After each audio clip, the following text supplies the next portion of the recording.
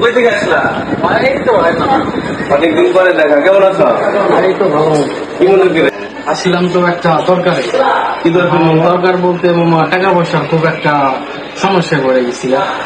যা কোনো কিছু সেট ছোট একটা কি ভালোভাবে কোনো একটা সিস্টেম করে দেন যায়। আরে তুমি কি বলো, এই এই জামানে এসে অপ্পু দিছে টপের মাধ্যমে কিস্তি এটা 4, 6, 9 মাসের সহজ কিস্তির সুবিধা পাচ্ছ তুমি। এটা কিভাবে কেমনি কি নিতে হইব? ওই তোমার আইডি কার্ড, তোমার গ্যারান্টরের আইডি কার্ড আর ব্যাংক বিকাশ স্টেটমেন্টের মাধ্যমে আমি তোমাকে সর্বোচ্চ 9 মাসের সুবিধায় কিস্তিতে ফোন দিতে পারবো।